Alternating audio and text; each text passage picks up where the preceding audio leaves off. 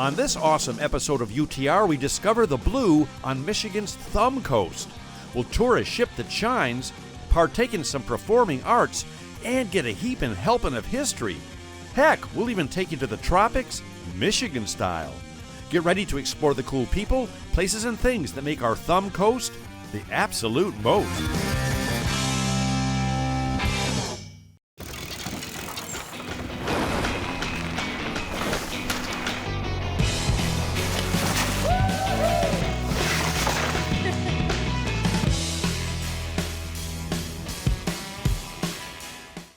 A visit to the Stalls Auto Collection will take you back to a time when cars were more than just a way to get around. A fantastic assortment of gas pumps, neon signs, and automated music machines dating back 150 years that must be seen and heard. Info at stallsauto.com. I've been around the world, but there's one place I keep coming back to. And the more I explore, the more I realize it's the place to be. I'm Tom Dalton, and this is Under the Radar, Michigan.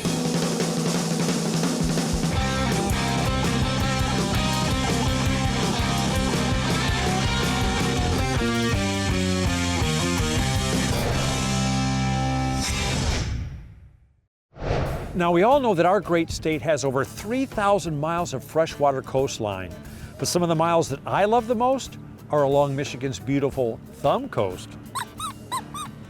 Still works. Because whether you like to fish, float, boat, or just be at the beach, our Thumbcoast has about every way you could want to become one with the water. Yep, all along the coast you'll find a string of cool cities and towns that offer everything you need for lakeside or riverside living. There's excellent eating, stylish staying, and plenty of playing. From cool cosmopolitan cities like Port Huron to lovely little destination getaways like Lexington, you'll encounter more ways to enjoy Lake Huron than you can count. Heck, if you make it all the way up to Port Austin, you can even kayak all the way out to Turnip Rock. Pretty cool. Not to mention enjoy this hoppin' and happening little town. And this part of Michigan really does have its own unique and relaxed vibe, lifestyle, and mindset that says, feel the water, enjoy our towns, and love your life. It's the perfect place to discover your next UTR-type adventure. So I say we get started right now.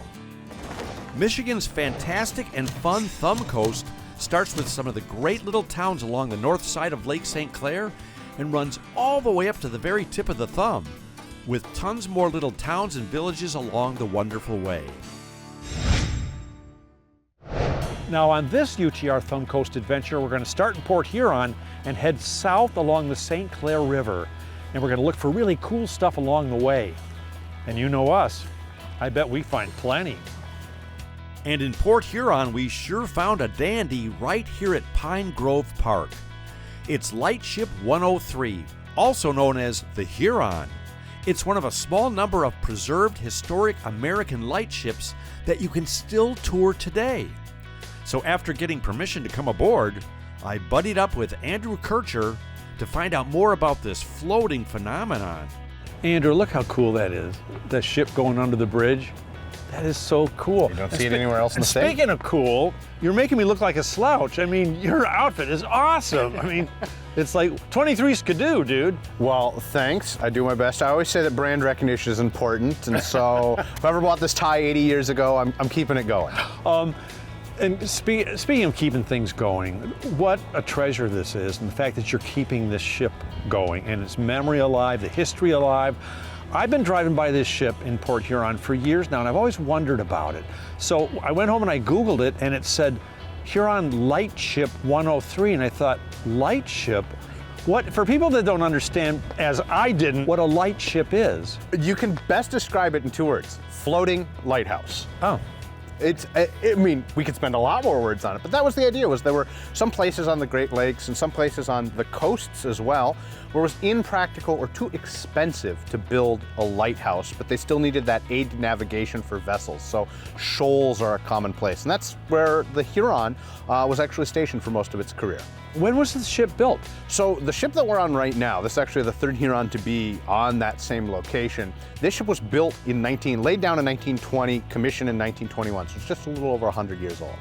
Wow. So for how many years did this ship service the Great Lakes? So the whole career on the Great Lakes, and from 1935 it was stationed right here until 1970. This was an active duty vessel. That's one of the things that's kind of unique about like the Blue Water area and lower Lake Huron.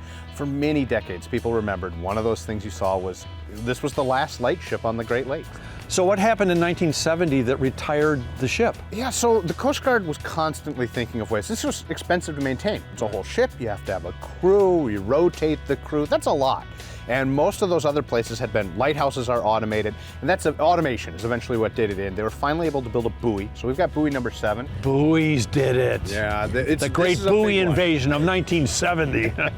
It's actually the biggest buoy on the Great Lakes is the one that replaced this ship on the Corsica Shoals. So that's about 3 miles north of the Blue Water Bridge. So during the shipping season, they would take this out, anchor it near a shoal or someplace they had to warn the big ships. Would the crew stay aboard? They would, and they would rotate. So at any given time, you might have 6 or 7 guys on board of a crew of like 11 men, and some are going to be rotating. They have liberty. They're able to, being just 3 miles away, take a little ship in, get a couple days off. They might live here in town, and when they come back, they bring mail and fresh milk, that kind of thing. And so the guys who are on here, there was always work to be done, but it would have been pretty boring work because they're not going anywhere. It's amazing. The engines are in pristine condition and they've been restored, but they only have, their diesel engines, they only have a couple hundred hours on them because you make 2 trips a year. When can people come? Is it seasonal? Is it? Yeah, so we are technically seasonal, but we're only closed at the very beginning of the year. So we run from April through to November, and from Memorial Day on to a couple weeks past Labor Day, we're open 7 days a week, 10 to 5. Well, the Huron's part of the Port Huron Museum system, correct? Yes, so we have 4 sites at the Port Huron Museums. We are just a mile away from the Fort Gratiot Light Station. Right. Just same hours, so also open 7 days a week in the summer. And we're just half a mile from the Thomas Edison Depot Museum. Thomas Edison grew up just a couple hundred yards from where we're standing right now. So you can learn all about him. And we have a more traditional museum at our Carnegie Library Museum, which is in downtown Port Huron. Well, thanks for allowing us on board. I really appreciate it. I love boats. I love the water. I love ships. I always wanted a boat, but my kids wanted to go to college. Well, this is all the fun of boat ownership without any of the hassle. We take care of that for you. Oh, okay. Fire it up. Well, with a Mariana Trench amount of maritime info mashed into my mind, I took some time to tour every inch of this historic and valued vessel. Absolutely fascinating. And when you think back on the countless brave people who ventured out in these often unforgiving waters to keep crews and cargoes safe, it really gives you a deep appreciation for their incredible efforts and sacrifices. If you love the Great Lakes like I do, the lightship Huron really is a boat you need to board. But as for us, we're jumping ship, because it's time to head south and continue our Thumbcoast adventure. And I have to say, the fun thing about this trip is that as you travel down along M29, you almost never lose sight of the water, and you see mighty Great Lakes freighters passing all along the way. I just love this part of Michigan.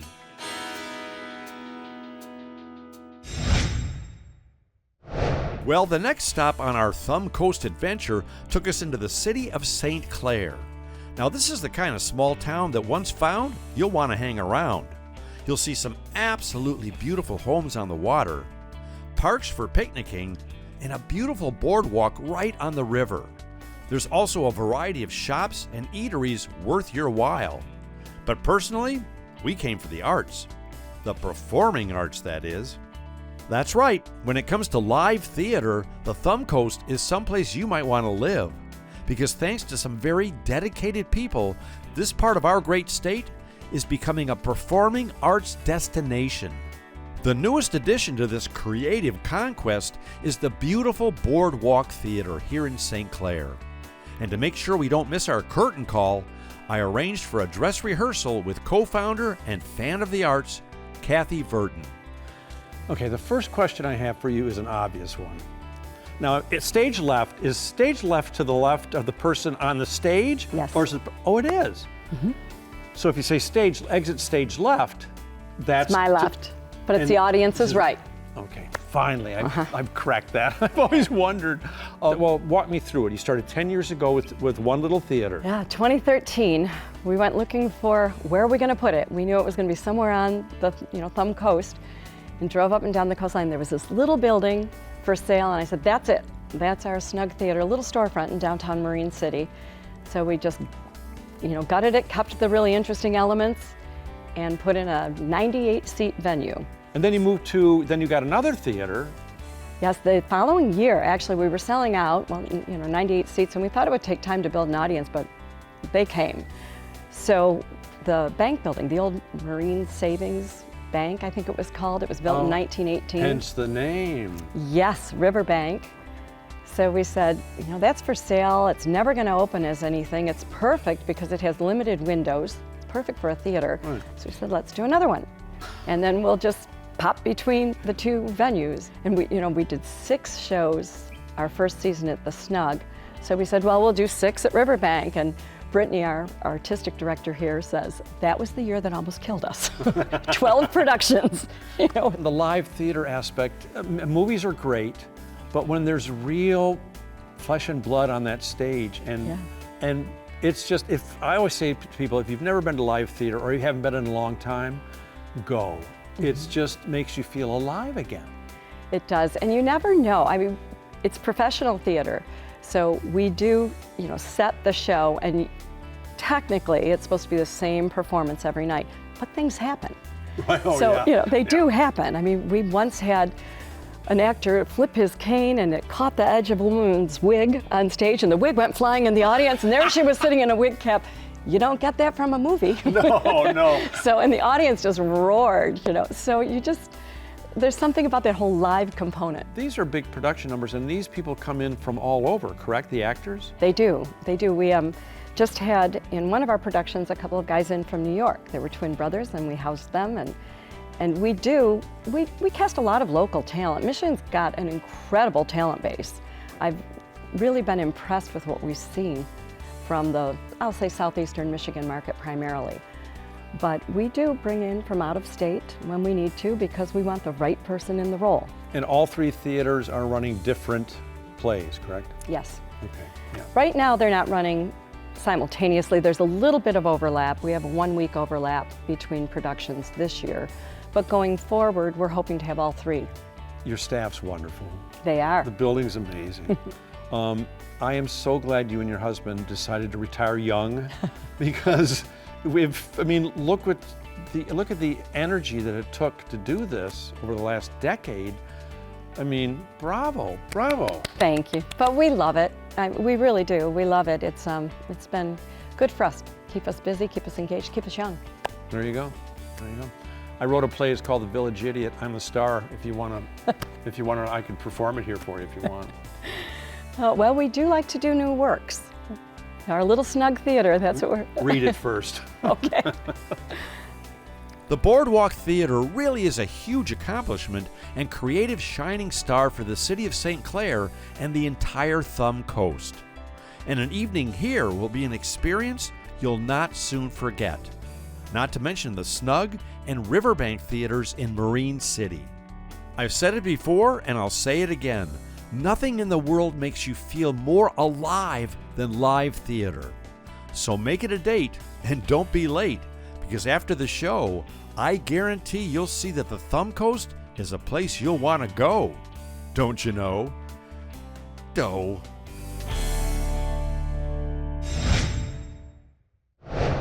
And speaking of going somewhere, it's time to go south on 29 again and on to the next part of our Thumbcoast adventure. And since we mentioned Marine City in our last segment, we headed for the town of the very same name. Yep, if you're a UTR fan, you know that we've been here before, because Marine City is, as you heard, a purveyor of the arts, has great little pocket parks right on the river, and tons of cool shops and restaurants for you to discover. And as a side note, my wife and I come here all the time because of their array of awesome antique shops. It's also a great place to go where you can sit and watch the mighty Great Lakes freighters float by so close, you could almost reach out and touch them. Oh my gosh, here comes one now! Just a little farther. Almost there. I'm touching your freighter. I'm touching your freighter. Oh, and for even more fun, they've got their own really cool little lighthouse right on the water for convenient photo ops. Bonus. But what about the history of this cool, walkable little riverside sensation? Well, for that, we went to the Lester House and checked in with local historian Sandy Brown. You know, Sandy, sitting here talking to you, I almost feel like I'm talking to Marine City royalty. I mean, your family has been here so long and has put such a mark on this community. It's like, should I curtsy? I mean, your great-great-grandfather, I didn't realize till I did my research that this house was built by your great-great-grandfather. And actually, his father is the one that came to Marine City, and his father in 1823, and he was actually the first sawyer that was on the Bell River. And most people don't even know that a sawyer is the guy that saws logs. Oh, thank you for telling me, because I was doing my research. I read that. I'm like, I should probably ask her what that means. And so, and young David was like 12 and went to private school in Detroit growing up, but eventually went out and scouted timber for all the shipbuilding that went on here. Speaking of just the architecture, I mean, what classic style is the house? Well, the original structure was a Greek Revival, which is basically 1.5 stories, very small, very tiny, and it occupied just that corner of the house. Later on, the house was added onto and it turned into an Italianate style, which is where the house is symmetrical. And like I said, you can look at the model or you can look at Italianate style houses. The windows are exactly equal. The front door is totally centered on the house, and that's what Italianate style is.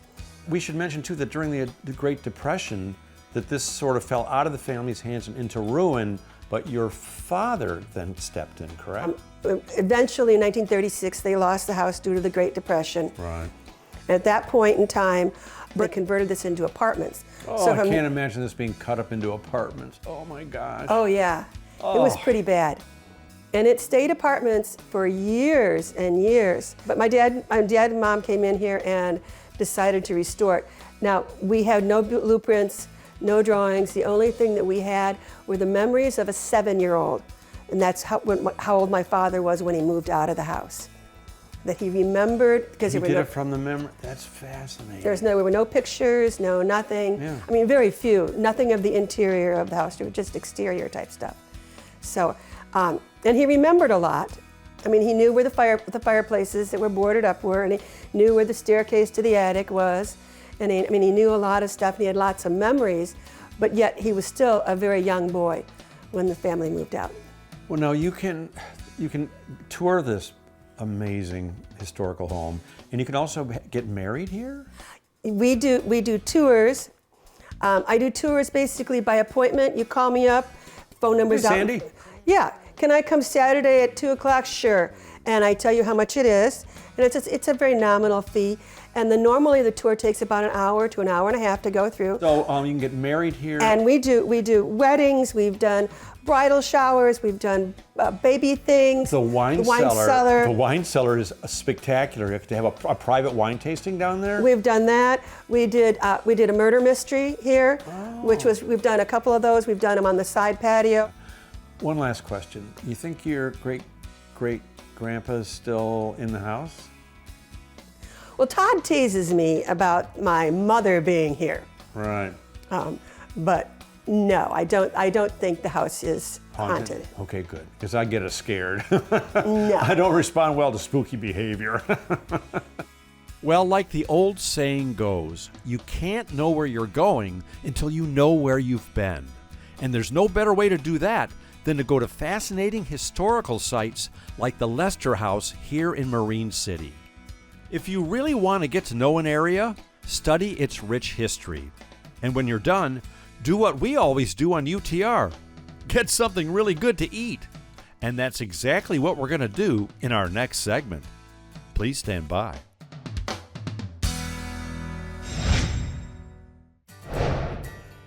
So once again, we headed south, and in mere minutes, we hit the northern shores of beautiful Lake St. Clair. Yay! Shallow and warm water. Then we took a hard right and headed for the tropics. The Michigan tropics, that is. And to a restaurant that'll make you feel as though, well, you've got your feet in the sand south of sunny St. Croix. Yep, this is the Island Grill Clubhouse at Maya Marina in Fairhaven. And it's one of the best places on Lake St. Clair to quaff some potent potables, cool your hot self off, and conquer some colorful and creative conch-inspired cuisine. And speaking of creative, if you drive here, the best way to get out to this cool cantina is to be chauffeur shuttled out in your very own little motorized cart. It's too cool for a school of tropical fish. So we loaded up all the equipment and headed out for fun and food. Well, after we went back for Jim, we enjoyed a short ride through a marvelous marina to our final destination. That's right, paradise. And after giving the place a quick little walk around, you know me, I'm nosy, I sat down with Jim Elder to find out how the heck he carried the entire Caribbean all the way up to Michigan. Dude, you mind if I call you dude? I don't care. People call me a lot worse. You did everything right. This place is, I think my blood pressure's dropped 20 points since I got here. First of all, I love the fact that you park your car, a really nice young lady picks you up in these little carts, and all of a sudden you're just sort of slowly taken into the tropics, into the Michigan tropics. Was that your concept? Yes, it was. I've lived in the Florida Keys probably for the last 50 years, and I didn't want to build just a standard sports bar type restaurant on the lake. I wanted a destination and an experience for people. A destination to go to by boat or car, and an experience once you get here, just not eat food.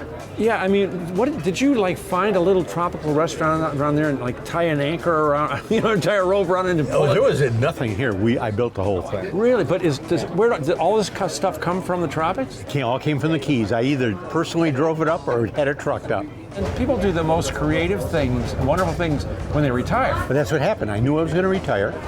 So 10 years before I retired, I bought this rundown marina. Right. And I said it needs something to attract people here so I can fill it up. Nobody's ever done well here. So I said it needs a restaurant. And initially I was going to put a restaurant up in the front and have a year-round restaurant. But then I'm not retired, so I wanted something seasonal. Right. That way come October I can turn the key and just go for it and let everybody have the winter off. It is funny though how people, when they do retire, then all of a sudden they do their passion. They do and they do the most extraordinary, awesome thing. I love boats. I love being around the water. I was raised on Lake St. Clair. I've had a lot of opportunities to move, other opportunities, but this is my home and I love it. I'm a big fan of people that do a few things really well, as opposed to trying to do. You go to restaurants and the menu's 15 pages. There's something in here that's not going to be good. We have a half a dozen entrees, a half a dozen different sandwiches, some appetizers, a few salads, and that's it. I saw you got a Cuban sandwich. Yes, please. And you're seasonal. So when are you here? We open a week before Memorial Day, and we close a week after Labor Day. Awesome. And I have to say, the young ladies that run the shuttle from the parking lot up here and back are extraordinary. They're wonderful, wonderful young ladies. Everybody here, they're all high school kids or college kids. Because they want to work for the summer. Right. And the amazing thing is we get so many new employees every year. We start up every year brand new. But these young kids learn so fast today, it amazes me. Yeah. 2 weeks into this, they got it down pat. And I've got one girl that started here when she was 19. She's 32 now. She runs my office. Been with me 10 years. I love guys like you. You mentor young people, and then then you give them an opportunity. That's what it's all about. You got to teach them good work ethics, right? And then open that window for them so they see opportunity. Well, and when they see that, you'd be surprised how many go for it. Well, like I said, dude, you're doing everything right. Thank you. I've been waiting to taste this. Oh yeah, I'm in the tropics now. They claim this is the best rum runner from here to Florida. I believe you. Yeah, this is awesome. Well, after a whole lot of talking about the tropics, time was a-wasting. And it was time for Tommy, to start tasting. So we ordered, ate, and drank our way all the way to Jamaica. This place is a blast. So if you're in need of a quick tropical getaway and you want to avoid airports and packing, come start drinking and snacking at Island Grill Clubhouse at the Maya Marina in Fairhaven. It's a fair bet that if you do, you'll be back again. And if you're looking for a fun and exciting new UTR-type adventure, venture up and or down Michigan's beautiful Thumbcoast. Trust me, once you've been here a couple of times, you'll be all thumbs up, and the fine folks who live here will love you for it. Yep, still works.